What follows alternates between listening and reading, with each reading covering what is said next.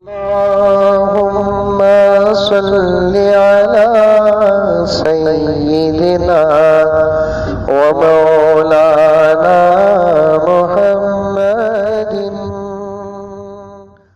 السلام عليكم ورحمة الله وبركاته.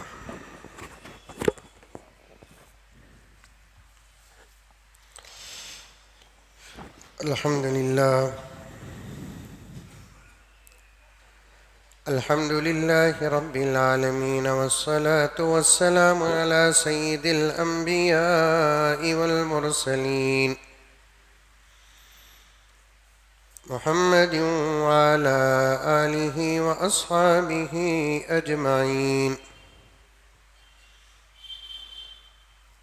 أما بعد، فأعوذ بالله من الشيطان الرجيم. بسم الله الرحمن الرحيم. يا أيها الذين آمنوا ادخلوا في السلم كافة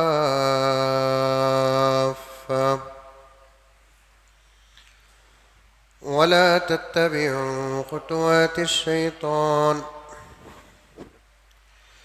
إنه لكم عدو مبين. وقال تعالى في مقام آخر: قل إن صلاتي ونسكي ومحياي ومماتي لله رب العالمين.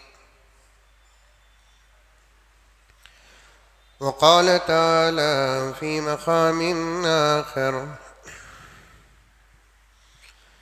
لن ينال الله لحومها ولا دماؤها ولكن يناله التقوى منكم.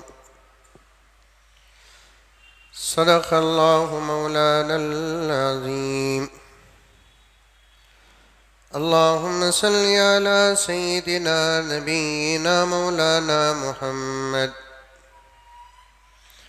وعلى آل سيدنا نبينا مولانا محمد وبارك وسلم.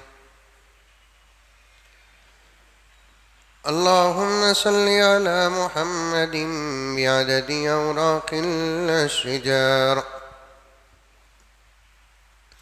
وبعدد أقطار الأمطار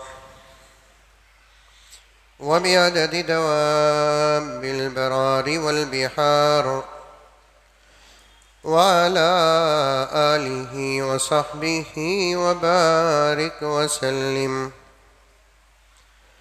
اللهم صل على محمد كما هو أهله ومستحقه.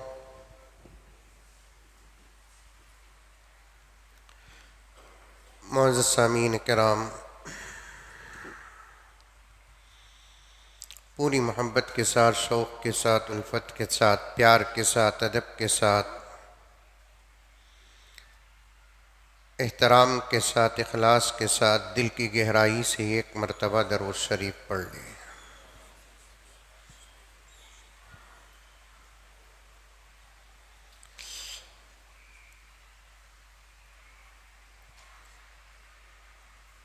गुज़िश्ता जुमा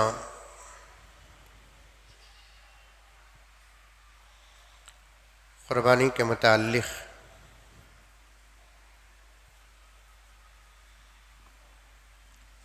और ज़िलहिज्जा के फ़ज़ाइल से ताल्लुक़ रखने वाली बातें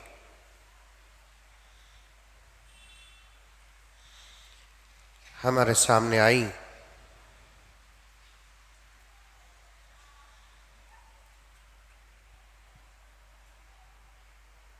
इंशाअल्लाह ताला 2 दिन में ईद है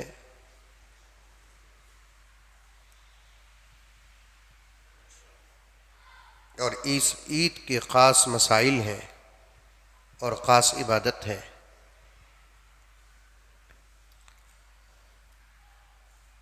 उसी से ताल्लुक़ रखने वाली बातें इंशाअल्लाह ताला आज हमारे सामने आएंगी।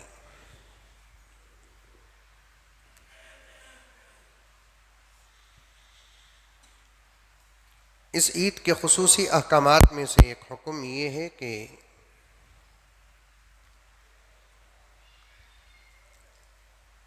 साहिब निसाब इंसान पर कुर्बानी वाजिब है।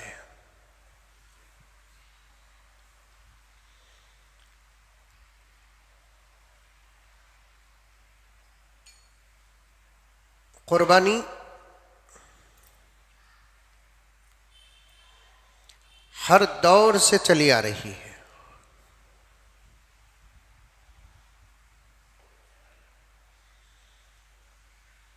बल्कि हज़रत आदम अलैहिस्सलाम ही के हयात मुबारका में कुर्बानी का हुक्म उनकी औलाद के लिए नाजिल हुआ।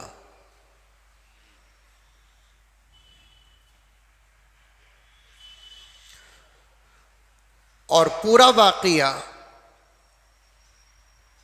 कुरान पाक के छठे पारे और सूरह माइदा में मौजूद है। हाबील और काबील की कुर्बानियाँ हुई।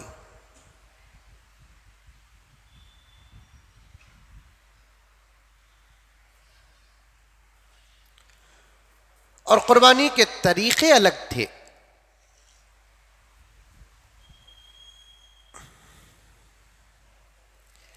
तरीक़े बदले लेकिन हकीकत नहीं बदली।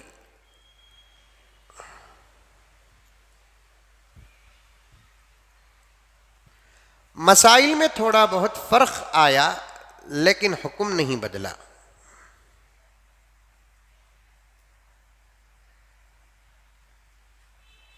बाज़ मौक़ों में कुर्बानी किसी नबी की उम्मत के लिए सज़ा के तौर पर आई।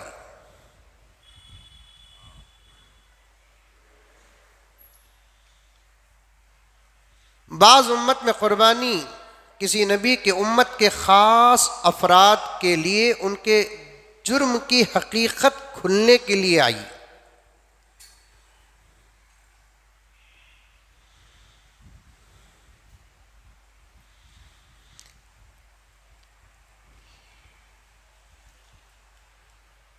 जैसा कि हज़रत हाबील और काबील के दरमियान में जब कुर्बानी का हुक्म आया तो उन दोनों के बीच में एक बहुत बड़ा मसला चल रहा था। उस मसले की वजाहत के लिए अल्लाह ने कुर्बानी का हुक्म दिया।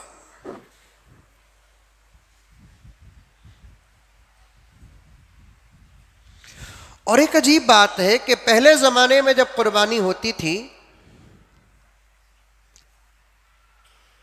कबूल होने और ना होने का इल्म उसी वक्त हो जाता।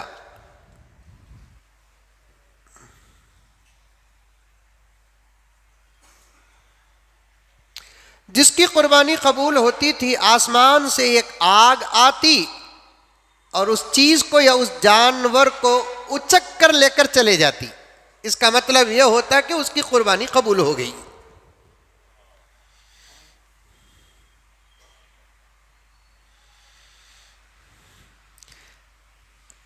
ये नबी पाक सल्लल्लाहु अलैहि वसल्लम का सदक़ा है कि अल्लाह ताला ने हमारे आमाल के कबूल होने और ना होने के इल्म को छुपा कर रख दिया।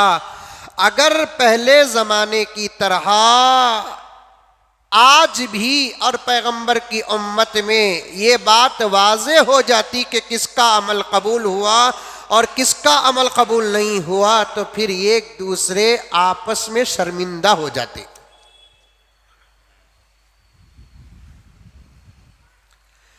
नमाज पढ़ लेते हैं हम लोग, लेकिन हमारी नमाज कबूल हुई कि नहीं हुई सिवाय अल्लाह के कोई जानता नहीं। रोज़ा रख लेते हैं हम लोग, हमारा रोज़ा कबूल हुआ कि नहीं हुआ सिवाय अल्लाह के कोई जानता नहीं। ज़कात अदा करते हैं हम लोग, हमारी ज़कात अदा हुई कि नहीं हुई अल्लाह के सिवा कोई जानता नहीं। हज करते हैं लाखों रुपए खर्च करके और आने के बाद हर जगह हाजी हाजी हाजी हाजी हाजी, उसका नाम मिट जाता है, उसके अमल उसके साथ जुड़ जाता है, लेकिन पता नहीं कि उसका हज कबूल हुआ कि नहीं हुआ। 1.5 2 लाख रुपए, 5 10 लाख रुपए की कुर्बानियां देते हैं, पता नहीं कि उसका कुर्बानी कबूल हुई कि नहीं हुई। ये नबी पाक हज़रत मोहम्मद मुस्तफ़ा सल्लल्लाहु अलैहि वसल्लम का सदका है कि अल्लाह तबारक व तआला ने हमारे आमाल के कबूल होने या ना होने की खबर दुनिया के अंदर अता नहीं की। अगर अता कर देते तो फिर एक दूसरे आपस में छेड़ लेते, कितनी नमाजा पढ़ता, एक तो भी कबूल हुई तेरी। हज को जाकर आया, मालूम हुआ क्या सिला क्या मिला। कोई हलाल पैसों में हज को जाकर आता है, कोई हराम पैसों में हज को जाकर आता है, पता तक नहीं चलता। कोई हलाल पैसों में कुर्बानी देता है, कोई हराम पैसों में कुर्बानी देता है, कबूल हुई ना हुई पता तक नहीं चलता।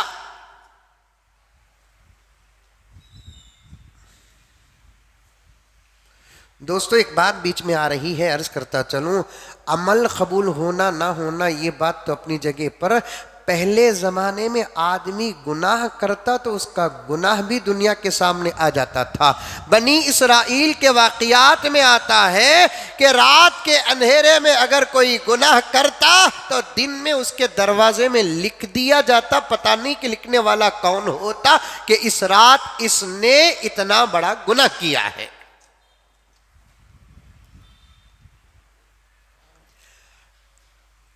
ये अल्लाह का करम नहीं तो और क्या है कि हमारे आमाल, हमारे गुनाह सब पर अल्लाह रब्बुल इज्जत ने पर्दा डाल दिया। अब एक वक्त आएगा जहां हमारे आमाल के कबूल होने या ना होने की इत्तला मिलेगी। वहां भी जरूरी नहीं कि अल्लाह ताला हमारे आमाल के नतीजे सारे हश्र के मैदान में पेश करे। गुनहगार से गुनहगार डरता हुआ जाएगा। हदीस में आता है कि अल्लाह ताला एक चादर 70 की डालेंगे, अंदर ही अंदर अल्लाह और बंदे के दरमियान गुफ्तगू होगी। अल्लाह फरमाएंगे, मेरे बंदे आज तो तू अपने आप के बारे में क्या सोचता है? ऐ अल्लाह, आज न कोई छुपा है न किसी के कोई अमल छुपेगा, आज तो सबका अमल खुल जाएगा। अल्लाह ताला चादर के अंदर बंदे से पूछेंगे, मेरे बारे में तो क्या गुमान रखता है? बंदा कहेगा कि इलाहल आलमीन, जैसे आपने मेरे गुनाहों पर दुनिया में पर्दा डाला, मुझे उम्मीद है कि आज हशर के मैदान में भी आप मेरे गुनाहों पे पर्दा डालेंगे।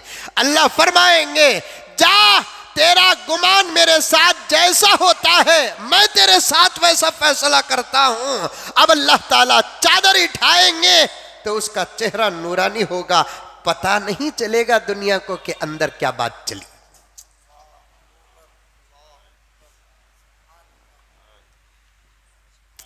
लेकिन अल्लाह ताला मुख्तारे कुल है। ये जरूरी नहीं है कि सबके गुनाहों को खुदा छुपा दे, और ये जरूरी नहीं अल्लाह तबारक व तआला सबके गुनाहों से पर्दा उठा दे। वो छुपा दिया तब भी उसका इख्तियार, वो दिखा दिया तब भी उसका इख्तियार। किसी का गुनाह छुपा दिया, किसी का गुनाह दिखा दिया, उस हशर के मैदान में भी किसी बंदे की ये जुर्अत नहीं होगी कि इलाहल आलमीन, वो भी तेरा बंदा, ये भी तेरा बंदा है, लेकिन तूने उसके गुनाह को छुपाया, मेरे गुनाह को क्यों दिखाया? ये पूछने की किसी के पास मजाल तक नहीं होगी। यहां दुनिया के अंदर किसी का फैसला सही आए कि गलत आए, एक्सेप्ट किया जाता है कि पिटीशन डाला जाता है। वहां पर पिटीशन का सवाल ही पैदा नहीं होता। खुदा कर दिया तो कर दिया, खुदा कह दिया तो कह दिया। वहां उसके सामने किसी को शिकवा एतराज करने की इजाजत नहीं।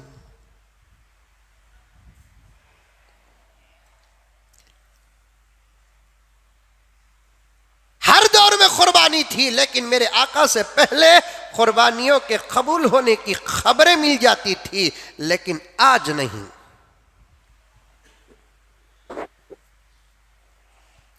और हर मजहब में भी कुर्बानी। यहां जरा मैं तफसील में जाऊंगा। और मैं कुछ खुलकर बोलूंगा। ये मैंने ऐसे ही जुमला अर्ज कर दिया कि हर मजहब में कुर्बानी है। मैं ये जुमला इसलिए अर्ज कर रहा हूं कि कुछ लोग इस्लाम की कुर्बानी पर एतराज करते हैं। उनके जवाब के लिए मैंने कहा हर मजहब में कुर्बानी है। गौर से सुनो, गौर से सुनो। फजाइल का जमाना नहीं है, मसाइल का जमाना है। सवाल का वक्त नहीं है, जवाब का वक्त है। हर लम्हा में तुम्हें जगाने की कोशिश करूंगा, बार बार कहता रहूंगा कि गौर से सुनो, गौर से सुनो। मेरे इस कहने से आप रंजीदा मत हो। मैंने कहा कि हर मजहब में कुर्बानी है, मुझे ये कहने की जरूरत नहीं। मैं ये इसलिए कहा कि कुछ लोग इस्लाम की कुर्बानियों पे एतराज करते हैं, उनके जवाब के लिए मैंने कहा।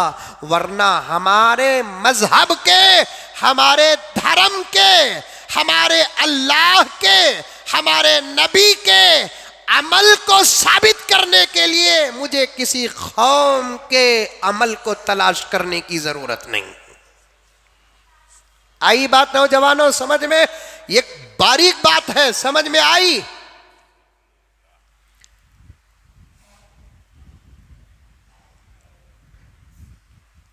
साफ साफ मैं तरतीब के साथ आज कुछ बातें अर्ज करने वाला हूं। तवज्जो चाहता हूं, हर एक मुसलमान से तवज्जो चाहता हूं। अब ये आइंदा जो सुनने वाला है, साफ साफ अगर कोई आपसे सवाल करता है कि आपके धर्म में क्यों कुर्बानी है, उसके दो जवाब हैं। एक जवाब ये है कि भाई तुम्हारे भी धर्मों में ये तरीका है, और एक जवाब ये है कि मेरे धर्म का अमल है, तुझे की खुजली।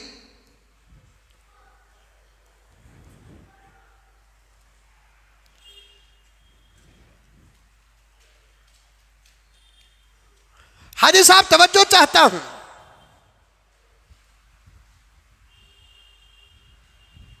दो जवाब है। एक जवाब तुम्हारे भी धर्मों के अंदर कुर्बानी है, कोई धर्म ऐसा नहीं, मेरे पास वक्त नहीं, मैं कुछ मसाइल, कुछ हमारे ही कौम के अंदर होने वाले एतराज का जवाब देना है, मैं गुजर जाता हूं। और इंशाअल्लाह ताला जिंदगी बाकी रही तो मैं दुश्मनाने इस्लाम का जवाब दिए बगैर तो जिंदा नहीं रहूंगा। मर गया तो अलग बात है। एक जवाब, दुनिया के अंदर कोई मजहब ऐसा नहीं जिस मजहब में अपने खुदाओं को खुश करने के लिए कुर्बानियां दी जाती है। तुम अगर अपने खुदाओं को खुश करने के लिए कुर्बानियां देते हो तो सही, और हमारा खुदा सारी कायनात का बरहक खुदा है, और हम हमारे खुदा को खुश करने के लिए कुर्बानियां देते हैं, तो तुम्हारे अक्लों में कीड़े उबलते हैं।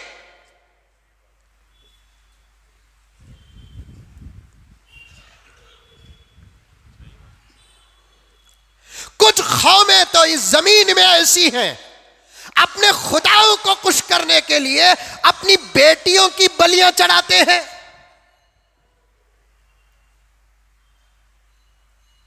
हाजी साहब मेरे पास सबूत मौजूद है। कुछ कौम के ऐसे अफराद हैं, अपना बिजनेस ना चलने की वजह से वो एक नुजूमी के पास जाता है, जादूगर के पास जाता है। नजूमी कहता है कि तुम्हारे बिजनेस पर किसी का जादू हुआ है, और उस जादू के तोड़ के लिए तुम अपने बच्चों में से किसी बच्चे की बलि देना पड़ेगा। तो अपनी तिजारत को फरोग देने के लिए एक आदमी ने अपने बच्चे को बलि चढ़ाया है।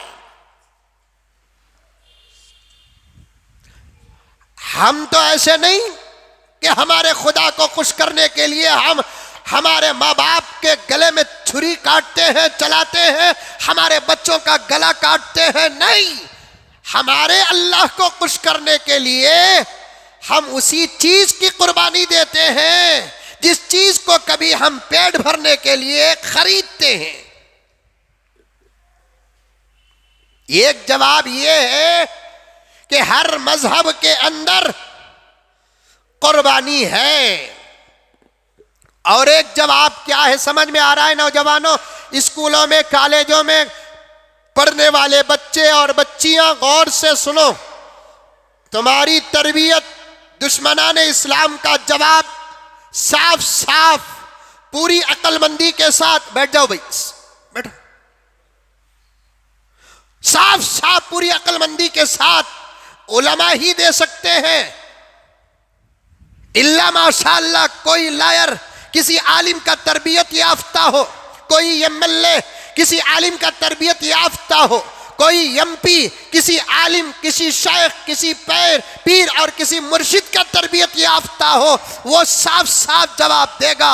अगर कोई इंजीनियर, कोई डॉक्टर, कोई लायर, कोई एमएलए, कोई एमपी किसी आलिम, किसी शेख, किसी पीर और किसी मुर्शिद और मुर्शद का तरबियत याफ्ता नहीं, तो फिर वो भी भटकेगा, दूसरों को भी भटकाएगा।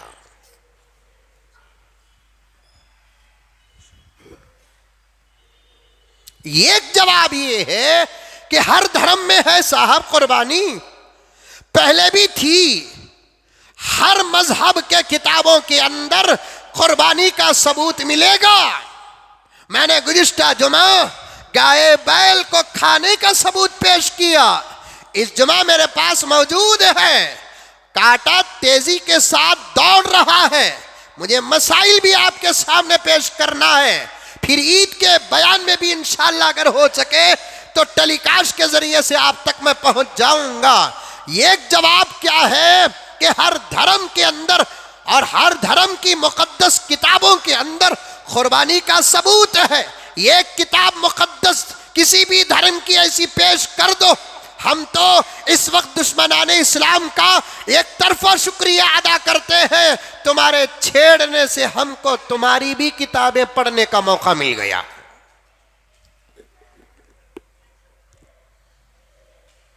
अब तो उलमा का मुताला भी गहरा हो गया। क्या है तबारक साहब, 24 घंटे यही फिक्र रहती है दुश्मनों के इस सवाल का जवाब क्या है। खाने में दिल नहीं लगता, पीने में दिल नहीं लगता, सोने हैं तो नींद नहीं आती, 24 घंटे यही फिक्र सवार है दुश्मनाने इस्लाम का सही और माखूल क्या जवाब होगा। बैठो भाई, पागल हैं आप लोग, देर आते हैं और पहली सफ में बैठने की कोशिश करते हैं आप लोग। सफों को चीरते हुए जुमे के मौके पर आना जायज नहीं है। जिसे जहां जगह मिलती है आते हैं तो वहीं बैठ जाए। आपके आने से पूरे माहौल में इंतशार होता है।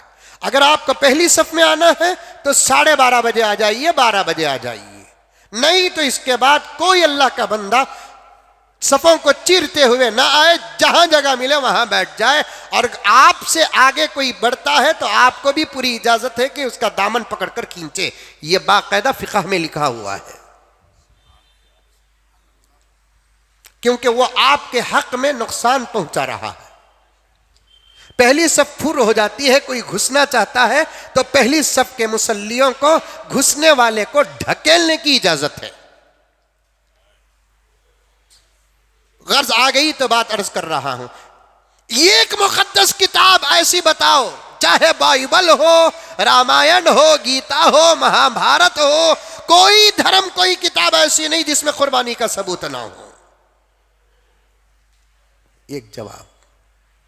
दूसरा जवाब, किसी भी धर्म को मुतमईन करने के लिए इस्लाम को ये कहने की ज़रूरत नहीं कि तुम्हारे धर्म में भी है, तुम्हारा धर्म अलग है, हमारा धर्म अलग है,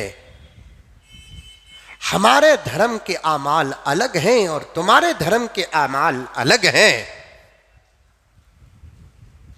मैं कितनी मिसालें दे सकता हूं। नमाज क्यों पढ़ते हैं तो क्या मुझे यह कहना पड़ेगा कि तुम्हारे धर्म में भी नमाज पढ़ते थे? रोजा क्यों रखते हैं तो क्या मुझे कहना पड़ेगा कि तुम्हारे धर्म में भी रोजे का सबूत है? इस्लाम किसी का देखकर अमल पैदा नहीं करता, इस्लाम खुद एक अमल का नाम है। इस्लाम किसी की नकल नहीं करता, इस्लाम एक असल का नाम है।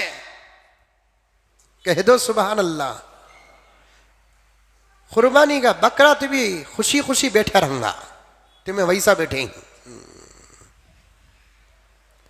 इस्लाम किसी की नकल का नाम नहीं, इस्लाम अपनी जात में असल है। इस्लाम किसी के अमल को देखता नहीं, अपना अमल सारे जमाने को दिखाता है। इस्लाम को किसी के धर्म के अमल की नकल करने की जरूरत नहीं। हमारी नमाज हमारी है, दूसरे धर्मों में नमूना मिले कि ना मिले। हमारा रोजा हमारा है, दूसरे धर्म में नमूना मिले कि ना मिले। हमारी ज़कात है, दूसरे मजहब में नमूना मिले कि ना मिले। हमारे निकाह का तरीका हमारा है, दूसरे धर्म में नमूना मिले कि ना मिले। हमारी कुर्बानी का तरीका हमारा बिजाते खुद है, दूसरे धर्म में नमूना मिले कि ना मिले। परवाह नहीं हमको किसी की कि हमारा अमल किसी के धर्म में है कि नहीं है, कि ये देखने की हमको जरूरत नहीं है। और हमने कभी किसी के धर्म के अमल को छेड़ा नहीं है। हाँ, एक ही मसला ऐसा है जिसे मुसलमान देखता है तो दर्द होता है, इस्लाम को दर्द होता है। वो क्या मसला है कि अगर कोई अल्लाह का बंदा इस धरती में ईश्वर का मानने वाला, कायनात के तन्हा खालिक और मालिक का मानने वाला, एक अल्लाह की पूजा छोड़कर, एक अल्लाह की परस्तिश छोड़कर, एक अल्लाह की पूजा छोड़कर, एक अल्लाह की परस्तिश छोड़कर कई मूर्तियों की अगर वो पूजा करता है, कई मूर्तियों के सामने अपना सर टेकता है, तो तब इस्लाम को दर्द होता है और इस्लाम को फिक्र होती है। उसके अलावा कोई और मसला नहीं, उसके अलावा और कोई मसला नहीं।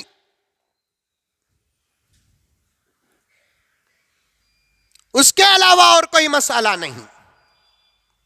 इधर देखो,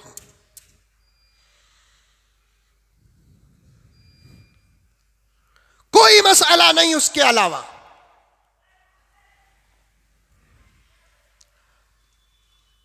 दो जवाब थे जो आपके सामने रखा मैं, समझ में आया जवाब? है? आगे बढ़े। ये दूसरा जो है ना मसला मैं बोला था ना, इसकी और भी तहकीक मजबूत उनकी असल किताबों के कॉपीज के साथ मेरे पास मौजूद है। एक है कुरान का सबूत कोई पेश करना चाहता है तो उसका तर्जुमा और अंग्रेजी में उर्दू में कोई कॉपी बनाकर पेश कर देते हैं, नीचे लिख देते हैं कि पारा नंबर सूरा नंबर, ऐसा लिखते हैं। हाँ, ऐसा लिखते हैं सबूत सामने वाले को बताने के लिए। अब ऊपर का पैराग्राफ कुछ भी हो सकता है, धोखा देने वाला धोखा देना जानता है, मक्कार होता है, फरेबी होता है, धोखेबाज होता है। ऊपर का पैराग्राफ कुछ भी लिख दे, धांधलियां होती हैं,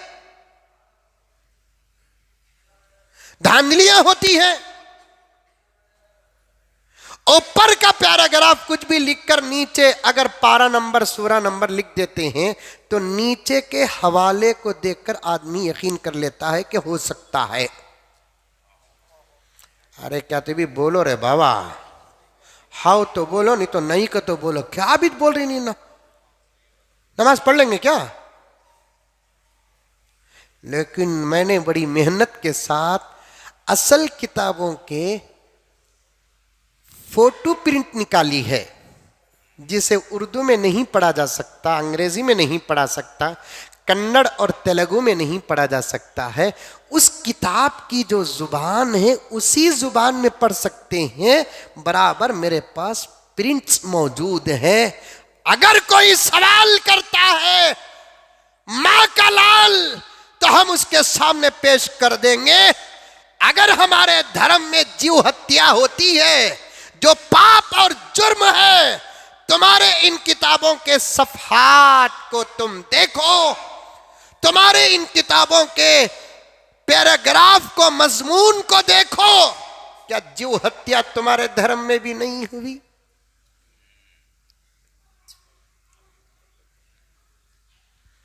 हर जगह जीव हत्या, जानदार को मारना गलत नहीं है। बाज जगह गलत है, बाज जगह सही है। बाज लोगों का दिमाग जिनके सर में भेजा नहीं, गोबर है, गोबर।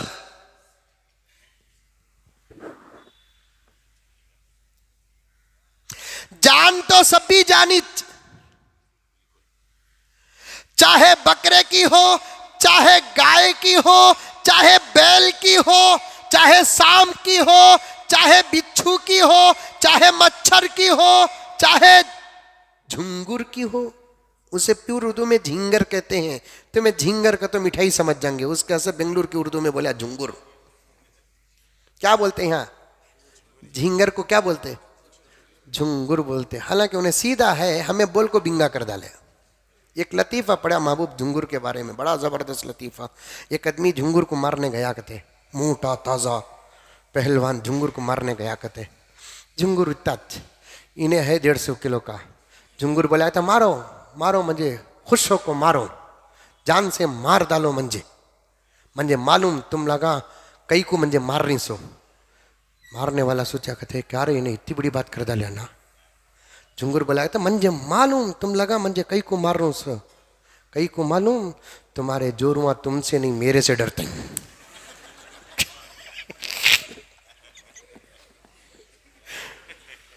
तुम्हारे बीवियां तुम्हारे से नहीं मेरे से डर रही, ये जल को तुम लगा मुझे मार रही सो। मारो। जान बोले तो सबकी जान इतना बाबा।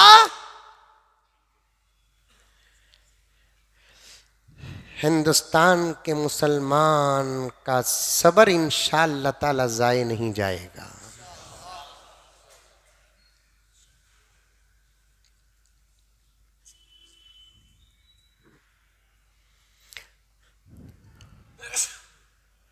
जान तो सबकी जान है, चाहे बकरे की हो, गाय की हो, ऊंट की हो, भैंस की हो, बैल की हो, इंसान की हो, चूहे की हो, झींगर की हो, मच्छर की हो, किसी की भी जान जान है। मुसलमान अगर गाय को ज़िबह करता है, बैल को ज़िबह करता है, ऊंट को ज़िबह करता है, तो फिर लोगों को बात समझ में नहीं आती, एतराज करते हैं। फिर झींगर को भी तो मारते हो तुम लोग दवाओं के जरिए से, चूहे को भी तो मारते हो। मच्छरों को मारने की तुमने कितनी फैक्ट्रियों को लाइसेंस दिया है, क्या वो मच्छर एक जानदार नहीं है?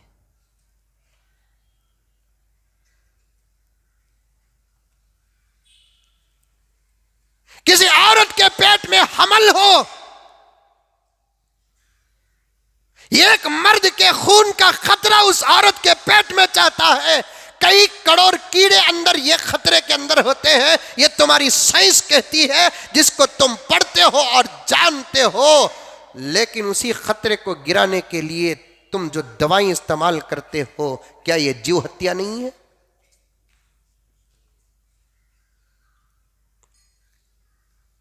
दो बच्चे का पिलान लगाते हैं, दो बच्चे का कानून लगाने वाले सबसे बड़े हत्यारे हैं।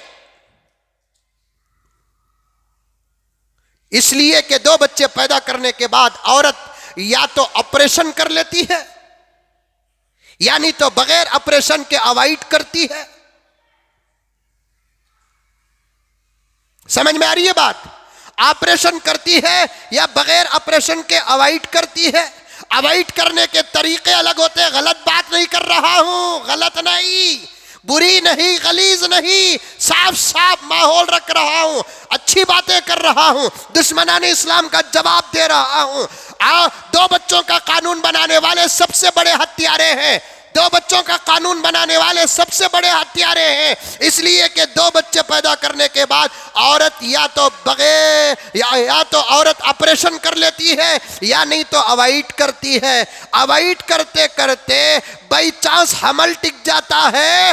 दो तरीके होते हैं, या तो फिर उसे अबार्शन कराते हैं यानी तो नॉर्मल तरीके से गोलियां खिलाते हैं। जाकर देखो कि अबार्शन कराते हैं या गोलियां खिलाते हैं या इंजेक्शन देते हैं।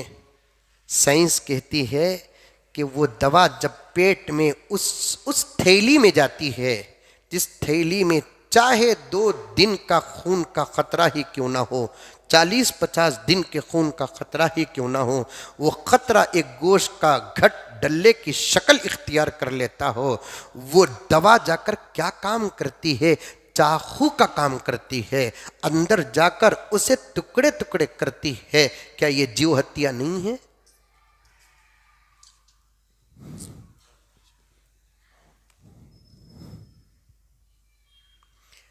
दोस्तों, मैंने गुज़िश्ता जुमा भी अर्ज किया, इस जुमा भी दर्द के साथ अर्ज कर रहा हूं, 75 साल की हमारी खामोशी ने हमको बर्बाद कर दी।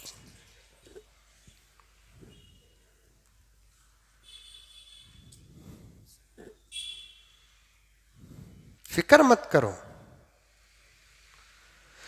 70 पर 5 साल हमारे मुल्क भारत को आजाद करने के बाद हमने सिर्फ एक तरफ देखा, मस्जिदों की तरफ देखा, मदरसों की तरफ देखा, तंजीमों की तरफ देखा, तहरीकों की तरफ देखा, गरीबों, यतीमों, बेवाओं की तरफ देखा, लेकिन दुश्मनान ने इस्लाम की साजिशों की तरफ पलट कर नहीं देखा। यहां तो हमने मेहनत की, लेकिन यहां हमने मेहनत नहीं। ये बोल बोल बोल बोल बोल बोल बोल कर हमारे बड़ों ने आज के बड़े बड़े तनाउर दरख्तों को छोड़ दिया कि ये सब आना जाना है, छोड़ो, हुकूमत बदलेगी तो ये भी बदल जाएंगे। लेकिन हमारे बड़े माफ फरमाना, मैं पूरे अदब के साथ कहता हूँ, पूरे अदब के साथ कहता हूँ, हमारे बड़ों को ये नहीं मालूम कि हुकूमत बदली तो ये नहीं बदलते, बल्कि इनके पास पावर है हुकूमत को बदलने का।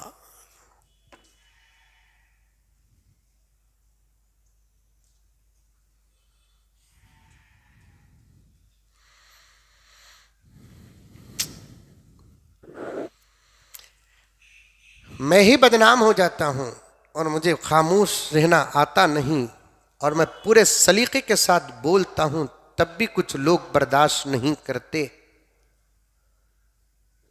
गाय जिनको वो लोग अपनी मां समझते हैं,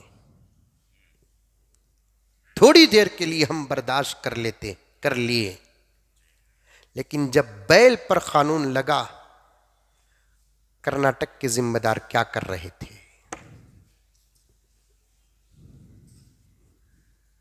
बात गलत है तो अभी बोल दो।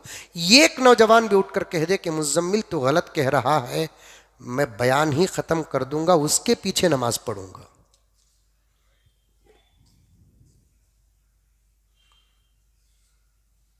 गाय मां है, उनकी मानते हैं उनको वो मां, उनके अकीदे में ये बात दाखिल है कि वो उनकी मां है, लेकिन हकीकत में नहीं है, उनको खुद मालूम है। लेकिन बैल पर कानून बना, क्या कर रहे थे? क्या नहीं पूछ सकते कि क्या साहब, मां पर तो आप बता दिए, ये बैल क्या होता है आपका? चिच्चा की खलई। पूछ सकते थे कि नहीं पूछ सकते थे?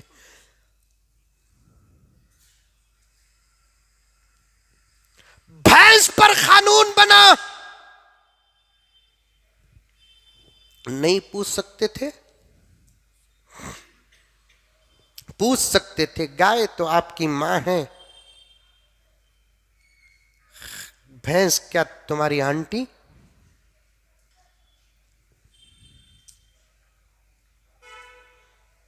कुछ नहीं। जिम्मेदार बनना कमाल नहीं, जिम्मेदारी का हक निभाना ये कमाल है। सबर की तलकीन तो सब देते हैं, जवाब की हिम्मत कौन देगा? सबर सबर तुम्हें बोलना नहीं साहब, सब अल्हम्दुलिल्लाह आला औला है, अच्छे हैं, तकद्दुस है, उनकी अजमत है मेरे पास, लेकिन फिर भी मुआशरा जिसे बोलते ना, फल्ली बेचने वाला, बिल्कुल गरीब, जिसको मशवरे में जमा करते नहीं, उसका मशवरा फैसले में बदलता नहीं, ये सब तस्लीम करते हैं। वो इंसान भी फल्ली बेचने वाला, जिसे कोई सलाम करने वाला नहीं, किसी मय्यत के घर में घुस जाता है, उसके रिश्तेदार रोते हैं तो वो फल्ली बेचने वाला भी खांधे पे हाथ रखकर सब्र करो बोलना जानता है। सब्र करो बोलने के लिए तुम्हें छोड़ना जरूरी नहीं, तुम्हें का तो तुम्हें नहीं है, समझ रहे हैं मेरी बात? सब्र करो बोलने के वास्ते तुम्हें छोड़ना जरूरी नहीं। फल्ली पपई बेचने वाला मेरा भाई भी ये काम कर सकता है। जवाब देने की हिम्मत पैदा करने की तौफीक, जवाब देने का हौसला कौन देगा?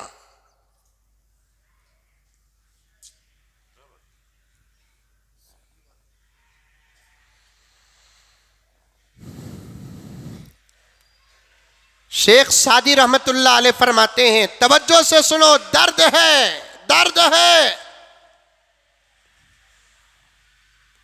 शेख सादी रहमतुल्लाह अलैह फरमाते हैं, चश्मा अगर इतना है तो उसे बंद कर दो, छोटा समझ कर अगर छोड़ोगे तो वो एक बड़ी नदी बन जाएगी, उस पर गुजरना मुश्किल हो जाएगा। छोटा पौधा जो गैर जरूरी तुम्हारे रास्ते की रुकावट बनता है, उसे उखाड़ कर फेंक दो। छोटा समझ कर अगर तुम छोड़ोगे, वो तनाउर ऐसा जबरदस्त दरख्त बन जाएगा कि बुलडोजर लाकर भी तोड़ना चाहोगे तो मुश्किलात का सामना करना पड़ेगा। आज हमारा मुल्क यही सजा पा रहा है, मुल्क नहीं बल्कि हमारे मुल्क के मुसलमान यही सजा पा रहे हैं, और हमारे कर्नाटक के मुसलमान यही सजा पा रहे हैं। अरे बात करना, बैठना, बहस करना, मुबाहिसा करना, ये निकम्मापन नहीं है, ये तुम्हारे इल्म की सनद है, तुम्हारे इल्म का सबूत है, तुम्हारे जिम्मेदारियों का हक है। तुम्हारा चैलेंज करना तुम्हारे कुर्सियों और तुम्हारे ओहदों का हक है, लेकिन कुछ नहीं, सब्र करो, सब्र करो, सब्र करो, सब्र करो, सब्र करो, करते करते यहाँ तक नौबत पहुंची है। अगर अब भी मुसलमान नहीं दोस्तों, अब भी अगर हमारे जिम्मेदार नहीं जागेंगे, इस साल तो बड़ा बंद हुआ, आइंदा साल छोटा बंद होने में भी देर नहीं लगेगी। और इस बात को नोट करके रख ले, छोटा भी बंद हो जाए तब भी हमारे जिम्मेदार एक तीसरी रास्ता निकाल कर कहेंगे, सब्र करो, यही पैसा गरीबों को तकसीम करो।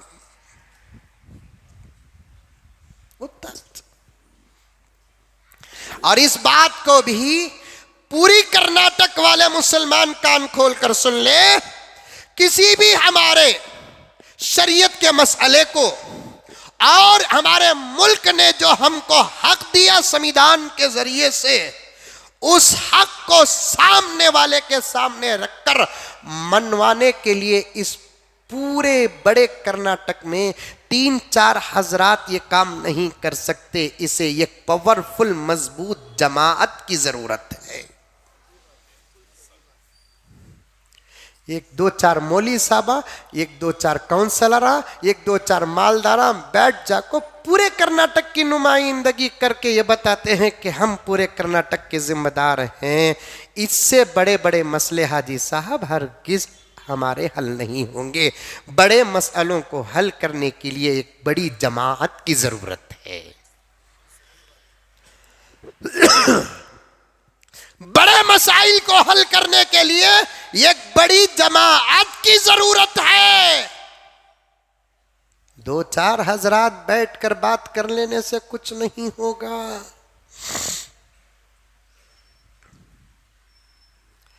गर्ज आगे बढ़ेंगे। कभी आ गई बात तो इंशाअल्लाह ताला अर्ज करूंगा। आप लोग दुआ में लगे रहें, दुआ में लगे रहें। कुर्बानी एक जबरदस्त अमल है इस्लाम का, और हुजूर की उम्मत में इस अमल का इतना बड़ा अजर है, इतना बड़ा अजर है।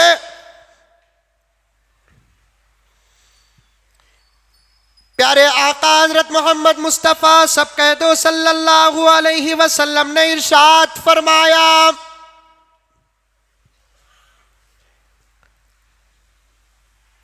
कुर्बानी के दिनों में अल्लाह ताला के नजदीक कुर्बानी से ज्यादा पसंदीदा कोई अमल नहीं।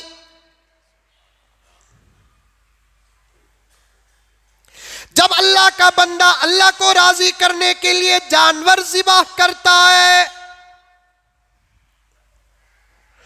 प्यारे आका सल्लल्लाहु अलैहि वसल्लम ने इरशाद फरमाया, जानवर के गले में छुरी चलती है।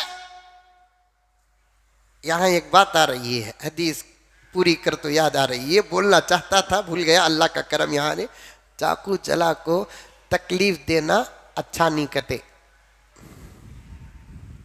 ये घुगुआ बोलते सो। चाकू चलाना जानवर पर पॉप पॉप,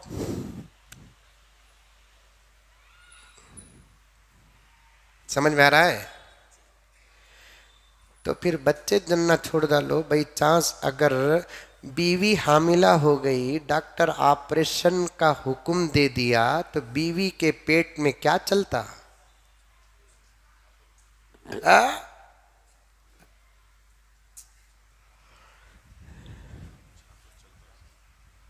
ये पाप नहीं की, तड़प रही है बिचारी, इसकी मोहब्बत से उन्हें तड़प रही है सो।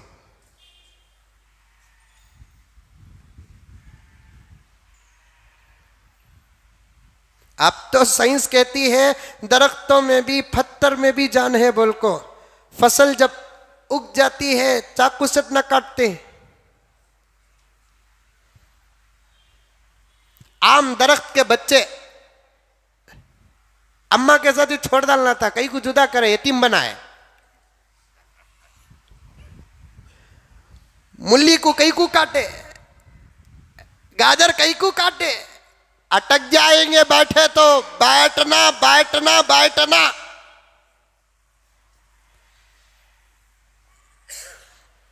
सामने वालों का हर सवाल अल्हम्दुलिल्लाह हमारे पास मौजूद है। हमारे 4 सवालों के सामने कोई नहीं खड़ेगा। इस्लाम ऐन इंसानी तकाज़ों के मुताबिक है। ये लफ्ज़ इंशाअल्लाह कभी तफसील के साथ समझाऊंगा। ये लफ्ज़ सुनकर रखो, समझ कर रखो। इस्लाम का हर अमल इंसान के ऐन तकाज़ों के मुताबिक है। कोई अमल फितरत के खिलाफ नहीं, कोई अमल उसके ऊपर जुल्म नहीं, कोई अमल से उसे नुकसान नहीं। ना जान का नुकसान है ना माल का नुकसान है।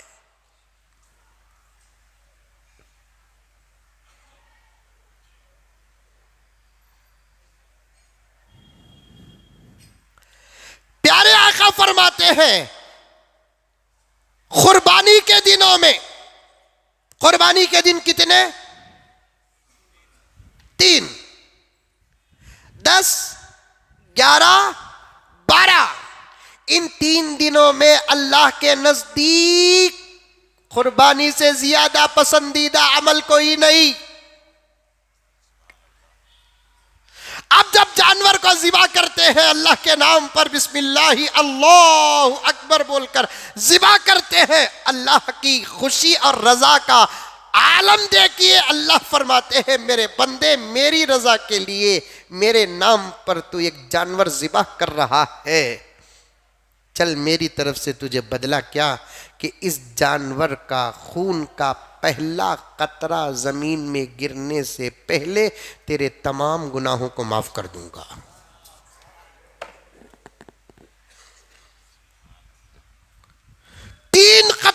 बड़े जबरदस्त पॉजिटिव नतीजे देते हैं, ये कतरा जबरदस्त नेगेटिव नतीजा देता है। 3 कतरे कौन से? कुर्बानी के जानवर के खून का कतरा, मुजाहिद के जिस्म में शहादत का जाम पीते हुए शहीद के जिस्म के खून का कतरा, तीसरा खुदा के खौफ से रोने वाले आदमी के आंखों के आंसू का कतरा। ये 3 कतरे पॉजिटिव नतीजे देते हैं। पहला कतरा जमीन में गिरने से पहले अल्लाह ताला जिसका जो खतरा है उसके गुनाहों को माफ कर देते हैं। चौथा खतरा जबरदस्त है लेकिन नेगेटिव नतीजा देता है। मजलूम के आंख का आंसू का खतरा, जो किसी जालिम के जुल्म से तंग आकर बेइख्तियार निकलता नहीं, मजलूम के आंख के आंसू का खतरा, वो खतरा जमीन में गिरने से पहले खुदा जालिम के हलाकत का फैसला फरमा देते हैं।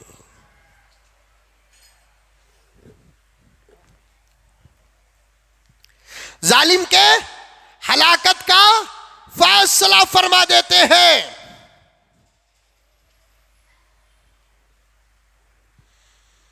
और एक रिवायत में आता है, प्यारे आका सल्लल्लाहु अलैहि वसल्लम ने फरमाया, कुर्बानी करो, कुर्बानी। सहाबा ने पूछा, या रसूल अल्लाह, मा हाज़िहिल उज़ाही, ये कुर्बानी क्या है? प्यारे आका ने फरमाया, सुन्नतु अबीकुम इब्राहीम, तुम्हारे अब्बा इब्राहीम अलैहिस्सलाम की सुन्नत है। सहाबा ने पूछा, फमालना, हमारे लिए इसमें क्या अजर है या रसूल अल्लाह? आका ने फरमाया, तुम्हारे जानवर के हर बाल के बदले में खुदा एक नेकी अता करेंगे।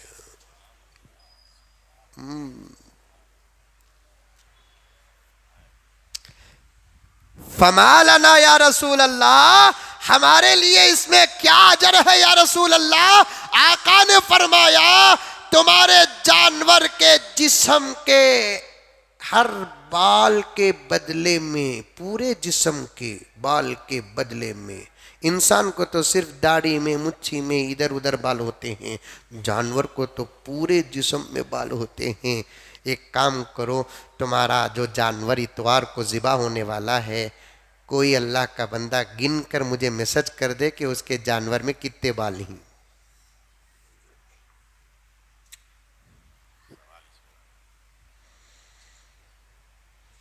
मुहद्दिसीन फरमाते हैं, इसका मतलब 2 है। एक मतलब, या तो अल्लाह तबारक व तआला उतने ही गुनाह माफ़ करेंगे जितने बाल हैं, या तो इसका मतलब ये है कि अल्लाह ताला तुम्हारे बेहद हिसाब तुम्हारे लिए नेकियों का फैसला करेंगे। जैसे तुम तुम्हारे जानवर के बालों को गिन नहीं सकते, इस अमल के अजर को भी तुम शुमार नहीं कर सकते।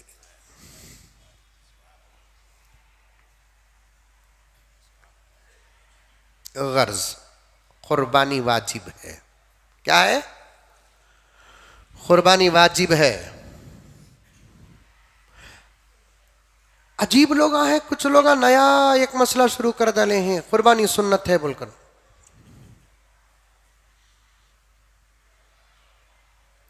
यूपी के एक मौलाना ने तो एक छोटा सा क्लिप बनाकर वायरल कर दिया है, कुर्बानी वाजिब है, कुर्बानी वाजिब है, कुर्बानी सुन्नत है। नहीं मेरे दोस्तों, कुर्बानी वाजिब है। कुर्बानी इंशाअल्लाह 2 मसले ऐसे हैं, मैं कोशिश करूंगा आप तक उसकी तफसील पेश करने के लिए। इस वक्त नहीं, खाली मैं मसला बताकर गुजर जाऊं। कुर्बानी वाजिब है, सुन्नत नहीं। इमाम अबू हनीफा के पास,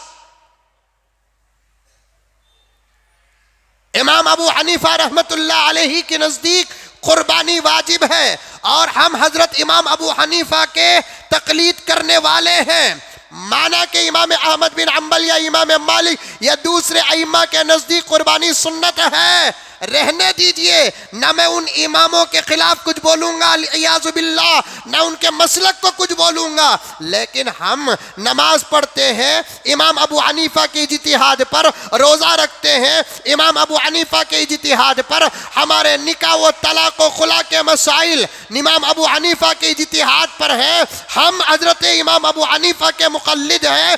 हमारा इमाम हजरत इमाम अबू हनीफा है, वो भी कोई मामूली इमाम नहीं है। इमाम मालिक से बड़ा इमाम, इमाम अहमद बिन हम्बल से बड़ा इमाम, इमाम शाफिई से बड़ा इमाम है, बल्कि हजरत इमाम अबू हनीफा रहमतुल्लाहि अलैह सिराजुल फुक़हा है, सिराजुल मुहद्दिसीन है। आपने हजरत इमाम अबू हनीफा की सीरत को सुना होगा, आपने इमाम अबू हनीफा के इल्म को सुना होगा, आपने इमाम अबू हनीफा के फ़िक़्ह को सुना होगा, आपने इमाम अबू हनीफा के तफक्कुर को सुना होगा, आपने इमाम अबू हनीफा के तक़वे को सुना होगा। चार इमामों में बड़े इमाम हजरत इमाम अबू हनीफा है। ये मैं मोहब्बत से नहीं कह रहा हूँ, खुद इमाम मालिक कहते हैं, खुद इमाम अहमद बिन हम्बल कहते हैं, खुद इमाम शाफिई कहते हैं। इमाम मोहम्मद तो इमाम अबू हनीफा के शागिर्द हैं, इमाम अबू यूसुफ तो इमाम अबू हनीफा के शागिर्द हैं, इमाम ज़ुफ़र तो इमाम अबू हनीफा के शागिर्द हैं। बड़े बड़े मुहद्दिसीन का यह कौल है। हदीस में की नज़र से इमाम अबू हनीफा को देखेंगे, इमाम अबू हनीफा हमारा इमाम नजर आता है। तफसीर की नज़र से हम अबू हनीफा को देखेंगे, इमाम अबू हनीफा हमारा इमाम नजर आता है। फ़िक़्ह की नज़र से देखेंगे, इमाम अबू हनीफा हमारा इमाम नजर आता है। उस इमाम अबू हनीफा का इज्तिहाद है, उसका फरमान है कि कुर्बानी वाजिब है। वो भी इमाम अबू हनीफा अपनी अकल से नहीं कह रहे हैं, उम्मत पर जुल्म नहीं कर रहे हैं, उनके पास भी हदीस का ज़ख़ीरा है। उन अहादीस के ज़ख़ीरे को सामने रखकर हजरत इमाम अबू हनीफा रहमतुल्लाह अलैह ने साफ साफ फतवा दिया है कि कुर्बानी उम्मत मुस्लिमा के वो मालदार जिनके पास माल हो, सोना हो, चांदी हो, कैश हो, ज़रूरत असलिया से ज़्यादा माल अगर सोने चांदी के निसाब तक पहुंचता है तो ऐसे मुसलमान पर कुर्बानी वाजिब है। वाजिब वाजिब।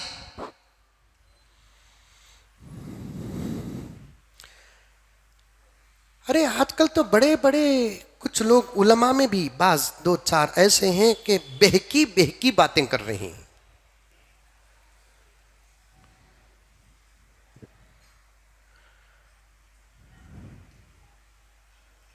करे तो भी चलता, नहीं करे तो भी चलता। ये बोलने वाले मौलाना कौन? जिनकी उम्र 70-80 साल या 60-70 साल। समझ गए होंगे, जिन्होंने अपनी ज़िंदगी का एक बहुत बड़ा हिस्सा मदरसे में लगाया, दावत व तबलीग में लगाया, इशाअत दीन में लगाया, हिफाजत दीन में लगाया, दुश्मनाने इस्लाम का करारा जवाब दिया। सिर्फ हिंदुस्तान के दुश्मनाने इस्लाम का नहीं, आलम के दुश्मनाने इस्लाम का मुंह तोड़ जवाब दिया। इस वक्त उनकी उम्र 60-70 साल होगी। आई डोंट नो उनकी उम्र क्या है। मैं उनसे पूछना चाहता हूं कि योगी के आने के बाद आपके मसले क्यों बदल रहे हैं? Give my answer.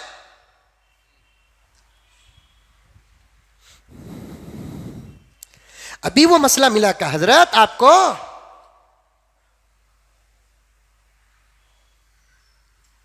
कितनी किताबें पढ़े आप? आपके असातिज़ा ने आपको पढ़ाया है, तालीमुल इस्लाम से लेकर हिदायत तक आपको पढ़ाया है। उस वक्त आपको बात नहीं मालूम थी, उस वक्त आपने इस मसले को क्यों इजहार नहीं किया? जब आप अपने ही मदरसे के जबरदस्त मुदर्रिस बने और आप जबरदस्त शेखुल हदीस बने और बेहतरीन आप मुअल्लिम बने, उस वक्त आपको यह मसला नजर नहीं आया या आपने वो किताबें नहीं पढ़ी। और इस वक्त ही मसला, वो भी 1450 साल से अल्हम्दुलिल्लाह उम्मत का इस बात पर इत्तेफाक। अरे समझ में आ रही है बात मेरी? समझ में आ रही है क्या भाई? मसला जरा गहरा मसला बता रहा हूं मैं, क्योंकि अब लोगों के अरे कर्नाटक में बड़े जानवर की कुर्बानी नहीं को बोलकर बोले तो इतनी भी गुंजाइश निकलो पकड़ो न को, अंगली दिए तो हाथ नहीं पूरा जिस्म ही पकड़ ले रही। पहले जमाने में बोलते थे अंगली दिए तो हाथ पकड़े बोल को, अब अंगली दिए तो पूरा जिस्म। कर्नाटक में या हिंदुस्तान में बड़े जानवर की जहां जहां कुर्बानी मुश्किल है वहां छोटे जानवर की कुर्बानी दो। और भी रास्ते हैं आपको जिसका बदल बन सकता है। लेकिन कुछ उलमा, कुछ सियासी लोग, कुछ मुसलमान हुकूमत को राजी करने के लिए बहकी बहकी बातें कर रहे हैं। मैं पूछना चाहता हूं हजरत मौलाना सलमान नदवी साहब दामत बरकातुहू से, माना कि मैं तुम्हारे शागिर्दों के शागिर्द की उम्र का हूं, लेकिन जब बात शरीयत की आती है, सवालों जवाब की, इस्लाम पूरी इजाजत देता है। जब सहाबा में से कुछ उमर को सवाल कर सकते हैं, उस्मान को सवाल कर सकते हैं, अली को सवाल कर सकते हैं, किसी ने उस सवाल को बेअदब और बेअदबी नहीं कहा। अगर मैं कर्नाटक की जमीन और टीपू की जमीन में बैठकर मौलाना सलमान नदवी को, नदवी साहब को यह सवाल करता हूं तो मैं बेअदब नहीं। सवाल के हद तक मुझे पूरी इजाजत है। पहले भी अदब करता था, अब भी अदब करता हूं, बाद में भी अदब कर रहा हूं। लेकिन साफ कहता हूं कि इस वक्त आपकी जुबान मुबारक आपकी नहीं है, आपकी जुबान का रिमोट किसी और के हाथ में है।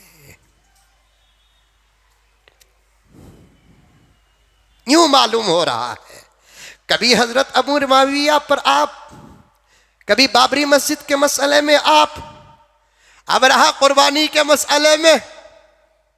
पूरे हिंदुस्तान के मुसलमानों का जो मुत्तफक अलैह मसला, जिस पर सादे से सादे मुसलमान का भी यकीन था कि कुर्बानी वाजिब है, और आपने उस मसले के अंदर शक पैदा कर रहे हैं। कुरान के 30 पारों पर आपने बगैर मुताले के हमला किया। क्या कुरान पर शक पैदा करना नहीं था? और आज कुर्बानी का वो अहम मसला, आपको क्या जरूरत है क़िबला इमाम शाफी का हवाला देने की? आपको क्या जरूरत है क़िबला इमाम मालिक का हवाला देने की, इमाम अहमद बिन हंबल का हवाला देने की? आपको तो हवाला इमाम अबू हनीफा का देना चाहिए। अब तक तो हमने आपको हनफी नुमाइंदा समझ रहे थे, हनफी आलिम समझ रहे थे। अब पता चलता है कि आप भी शायद गैर मुक़ल्लिद हैं। नहीं, दलाइल मौजूद है। मेरा जुमे का मौका है, कभी इंशाअल्लाह ताला सुम्मा इंशाअल्लाह हालात और तबीयत और तकाजे मुझे फ्री ही होने नहीं देते। आज सुबह ही मैं सफ़र से वापस आया, बावजूद एक लंबी परेशानी के, सेहत के मसले में, फिर भी खौम नहीं छोड़ रही है। लेकिन मैं जवाब तफसील के साथ देना चाहता था, कुछ मसाइल ज़रूरी है। मुसलमानों मुसलमानों मुसलमानों कुर्बानी वाजिब है, सुन्नत नहीं। सुन्नत मुअक्कदा नहीं, वाजिब है, वाजिब।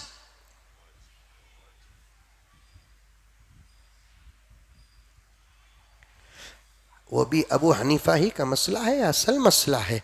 तकरीबन मैंने 10 दलाइल लेकर आए कुर्बानी वाजिब होने की। और एक मसला भी चल रहा है, हालात बराबर नहीं करते, उसके वास्ते, ये तो हजरत नहीं बोले, दूसरे लोग बोल रहे हैं, व्हाट्सएप में सब क्लिप चल रहे हैं, हालात बराबर नहीं हैं, इसके वास्ते एक बकरा पूरे घर वालों की तरफ से दे डालो। वो एक बकरा इतना बड़ा रहना, एक तराजू में घर वाले पूरे को बिठाए तो उतना वजन का होना। पूरे घर वाले 500 किलो के ही 16 किलो का बकरा दे रही। क्या तुम्हें अक्ल है रे बाबा?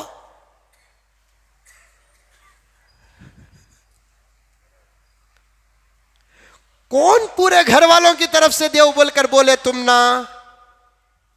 जिसके ऊपर वाजिब है उन्हें उसकी तरफ से देव बोले। तुम्हारे घर में 15 जने रहेंगे, 15 जनों पर भी कुर्बानी वाजिब रही। वाजिब तो उसी पर होती है जिसके पास पैसा होता है, पैसा जिसके पास नहीं वाजिब नहीं है। समझते नहीं मसाइल।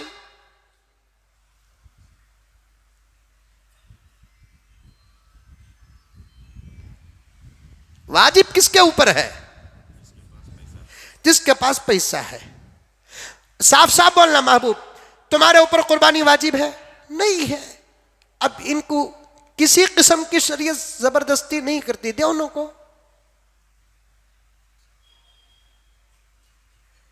तुम्हारे ऊपर वाजिब है?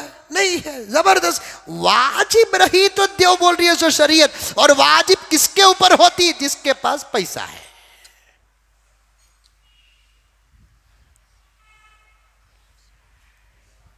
पूरे घर वालों की तरफ से एक बकरा नहीं, पूरे बकरों की तरफ से बकरे।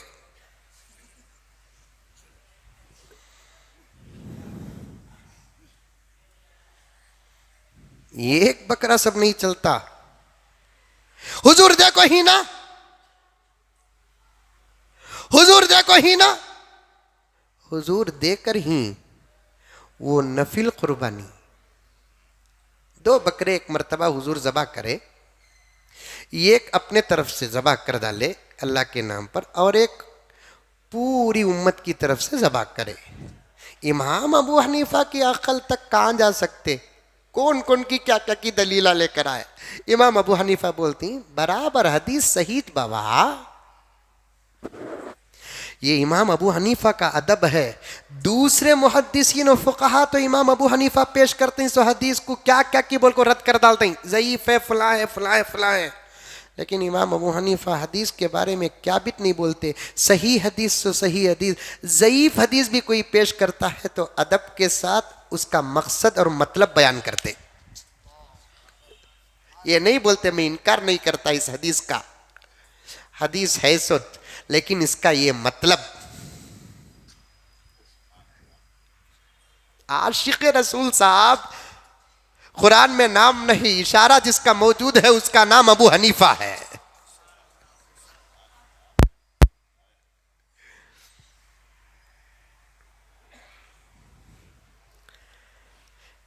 हुजूर सल्लल्लाहु अलैहि वसल्लम 2 बकरे दिए। क्या दिए? 2 बकरे दिए। एक बकरा अपने तरफ से दिए और एक बकरा पूरी उम्मत की तरफ से दिए। इमाम अबू हनीफा रहमतुल्लाह अलैह फरमाते हैं हदीस सही है भाई, लेकिन एक जो बकरा अल्लाह के रसूल सल्लल्लाहु अलैहि वसल्लम दिए वो अपनी तरफ से दिए, और एक बकरा जो अल्लाह के रसूल सल्लल्लाहु अलैहि वसल्लम दिए पूरी उम्मत की तरफ से, ये वाजिब कुर्बानी नहीं नफिल कुर्बानी है। और तमाम के नज़दीक चाहे इमाम शाफी हो, इमाम मालिक हो, इमाम अहमद बिन हम्बल हो, या इमाम अबू हनीफा हो, दूसरे दर्जे के अइम्मा, इमाम मोहम्मद हो, इमाम अबू यूसुफ हो, इमाम औज़ाई हो, या इमाम हसन शैबानी हो, कुछ कोई भी इमाम हो, सब कहते हैं आदमी एक जानवर ज़बह कर को पूरी उम्मत को सवाब पहुंचाना चाहता है तो पहुंचाओ। इसमें तो इमाम अबू हनीफा का भी इख्तिलाफ नहीं है। वाजिब अदा करने के लिए मुस्तकिल एक जानवर या एक हिस्सा होना जरूरी है। समझ में आई बात है? हालात खराब रहे तो मसला का बदलो न को। कैसे कैसे टेंशन आए। 500 रुपये ग्राम था, सुनना मंजे याद हो को, 2000 में 2004 में 550 रुपये, वो भी यहाँ का नहीं सऊदी का। ये औरत अभी सऊदी का सुन्ना पहन लिए तो खुश हो जाते ही जन्नत में दाखिल हो गए बोल को।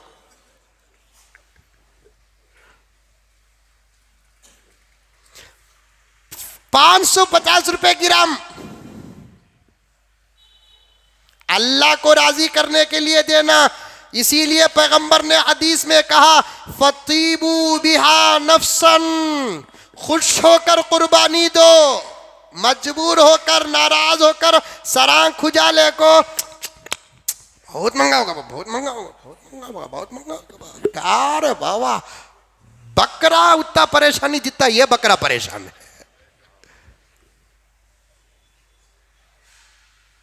रिसालत में आप सल्लल्लाहु अलैहि वसल्लम की निगाह नबूवत पर कुर्बान हो जाओ।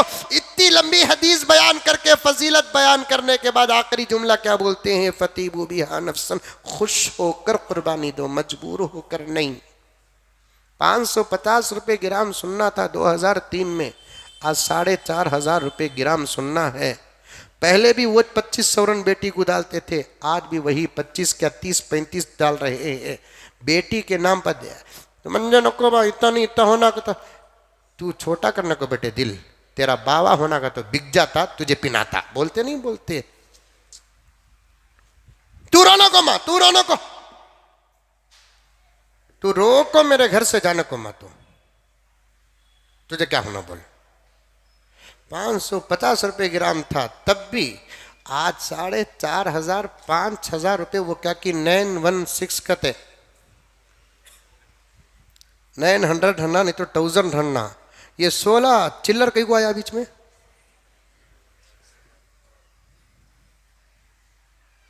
दे रहे नहीं दे रहे।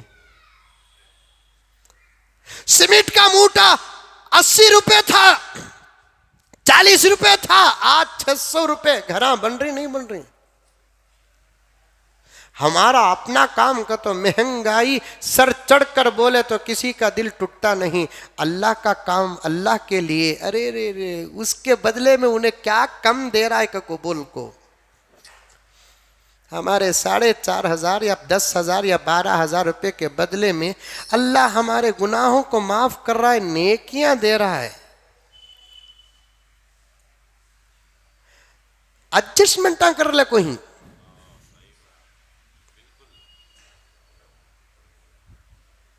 एडजस्टमेंट मसले खिकर खिकर को निकाल रही। एक आदमी की तरफ से एक बकरा, पूरे घर के तरफ से नहीं,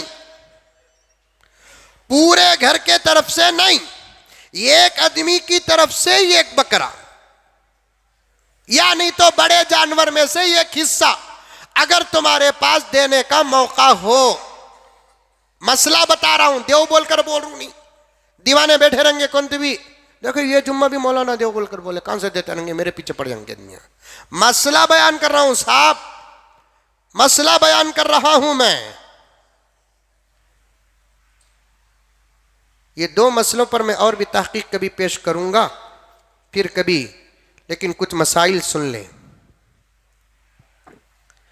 तकबीरात तशरीक कल फजर की नमाज से है, जरूर पढ़ना, जरूर पढ़ना। कौन कौन पढ़ेंगे बोलो। 6:30 बजे उठ जा को। मुजम्मिल हजरत तकबीरात उठ, बिस्तर से उठते छोटे, अल्लाहु अकबर, अल्लाहु अकबर, ला इलाहा इल्लल्लाहु, अल्लाहु अकबर, अल्लाहु अकबर, वलिल्लाहिल हम्द। गए, उठ गए, तू भी पढ़। नमाज नहीं पढ़े तो क्या तकबीरात तशरीक। मुत्तसिलन बाद सलाती, मुत्तसिलन कब तक पढ़ना, 9, 10, 11, 12, 13 असर तक।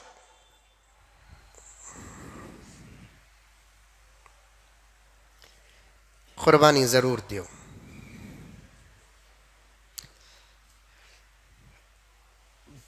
खास खास अहम मसले बता देता हूं। बकरों का कारोबार बहुत चल रहा है, क्या क्या बोलना क्या नहीं बोलना, सर मार लियो कता जान। मंडिया में आजकल रोबदारा चले गई, वो गैर मुस्लिमा 15-20 बकरे ले लगाते नहीं, हाथ रोक को उसके पास से ले लेते हैं, फिर बाजार को आको उस पर बड़ा को दे रही। चल रहा है। असल बकरे वालों, बकरों का मालिक 10,000 रुपए में बेचने के लिए ले लेकर आया तो उसके पास से हाथ बदली कर को इन्हें 15,000 को बेच रहा है। कितना कमाए तो भी छोड़ को जाना सो कमाओ, दूसरे भी रास्ते ही। कुर्बानी महंगी कर को कमाओ नो को, दूसरे भी रास्ते ही ना। जूते चप्पल बेचो और भी कितने की बिजनेस ही ना करो। उन्हें डायरेक्ट ले लगा को बकरे बेचा तो बीच में घुस जा को। और याद रखो बकरे बराबर 1 साल का होना। दारुल उलूम देवबंद का फतवा भी है कि आजकल के ज़माने में बराबर जानवर के दांतों का भी एतबार होगा। बकरे के बाजार में देखो पूरे मुफ्तियां खड़े ही, इतना छिता बकरा रहता, इतना अच्छे। 1 साल हो गए भी से दांत डाला नहीं ना, नहीं दांत गीत देखो ना को बोले 1 साल होगा बोलकर भेज रही। बराबर 1 साल होना, दांत बराबर डालकर रहना। आजकल के उलमाए किराम ने लोगों के झूठ धोखे को सामने रखकर दांत की शर्त को भी दाखिल कर दिया है। फतावों की किताब उठाकर देखो, खास तौर पर दारुल उलूम देवबंद का फतवा। जानवर की जो बीज फोड़ कर रहते हैं, बार बार पूछते हैं हजरत वो जानवर दे सकते क्या, वो जानवर दे सकते क्या कबूल को।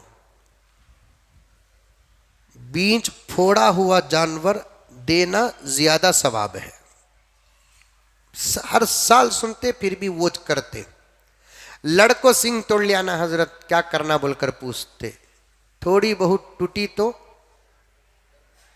क्या भी हर्ज नहीं। हर चीज को पूछ को मुसीबत ऊपर डाल ले उनको। कोई बड़ा हादिसा होगा तो पूछो, छोटे छोटे बातों में। बुखार आ गई हजरत बकरे को कथा, मैं बोला टेस्ट करा, कोरोना भी है क्या देख के यार। अजीब, छोटे बनी इसराइल हलाक कई को हुई, छोटे छोटे बातें पूछ कर। रत्ती सिंह टूट गई, इतनी चिट्टी हजरत सिंह टूट गई ना हजरत, क्या करना। काम भेजो जी फोटो देख तुमको बोल के बोले, तो फोटो देखा तो रत्ती भी टूटकोत नहीं है। नहीं ना भी टूटकोत, तुम ना दिखता नहीं से हजरत का था। छोटा मोटा टूट कर रहा तो कोई हर्ज नहीं है, जख्म जानी खून निकलना नहीं जायज है। जानवर को खरीदते वक्त उन्हें हमल से है क्या देखो, हमल से रहा तो खरीदो उनको, खरीद लिए बाद में चला तो दे डालो। ज़बा करते वक्त पेट से बच्चा निकला तो क्या करना वो बच्चे को। अगर पेट के अंदर बच्चा जिंदा है तो इमाम अबू हनीफा रहमतुल्लाह अलैह के नज़दीक मुस्तकिल बच्चे को भी ज़बा करना पड़ेगा।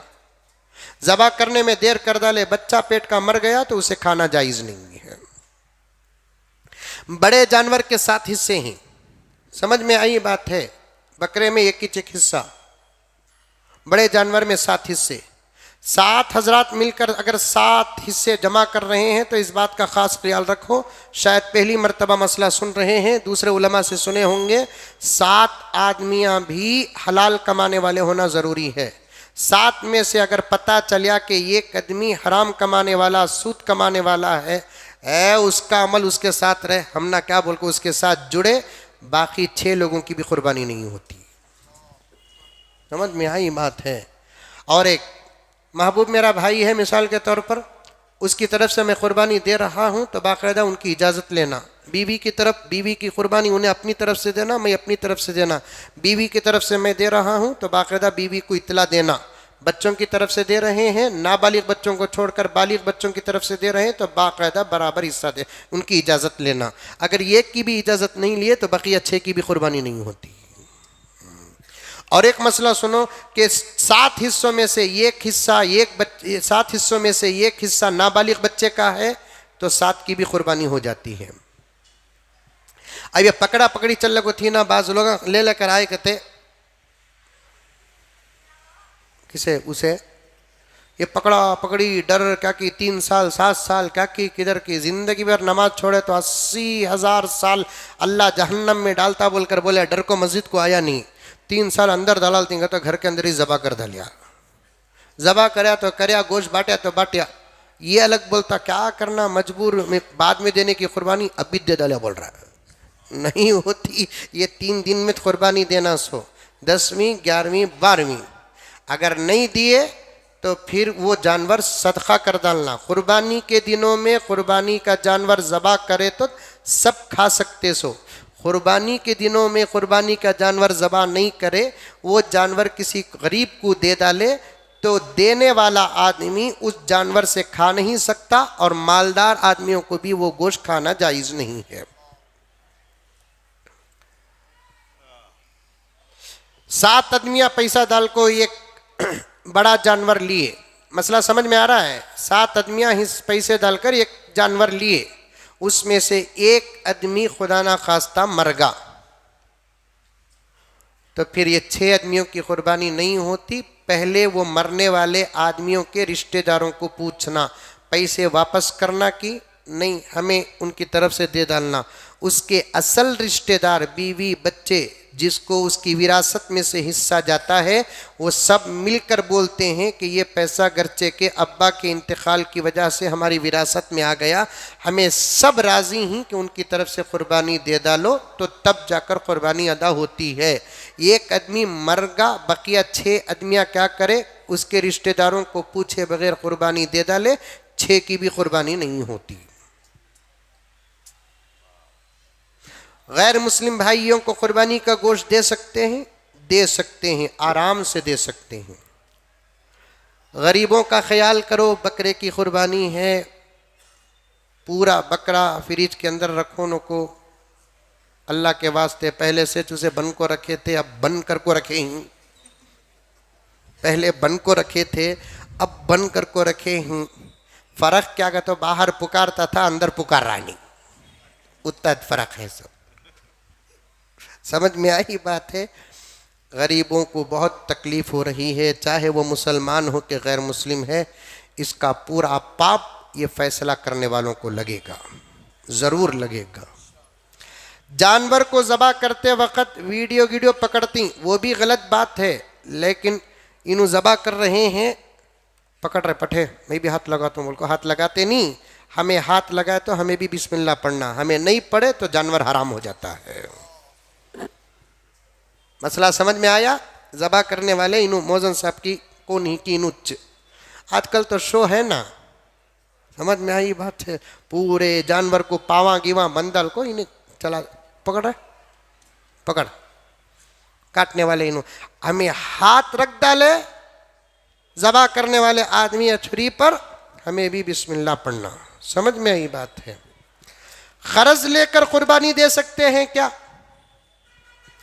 ज़रूरी मसाइल में से मसला बोलकर अपनी बात को ख़त्म करता हूँ। जिनके ऊपर क़ुरबानी वाजिब है, 4 साढ़े 4 हज़ार रुपये का तो उन्हें दे सकता, अब बकरा 12 13 14 हज़ार रुपये है। जिसके ऊपर क़ुरबानी वाजिब नहीं, उन्हें क़र्ज़ लेकर क़ुरबानी न दे। जिनके ऊपर क़ुरबानी वाजिब है लेकिन पैसे आधे ही आधे नहीं ही, उन्हें क़र्ज़ लेकर दे डाले, बाद में थोड़ा थोड़ा बोलकर वापस कर सकते हैं। कर्ज देने वाला इस बात की इजाज़त देता है तो जायज़ है। समझ में आया मसला। अल्लाह हम तमाम को अमल की तौफ़ीक़ अता फ़रमाए। आमीन सुम्मा आमीन। व आखिरु दावाना अनिल हम्दुलिल्लाहि रब्बिल आलमीन।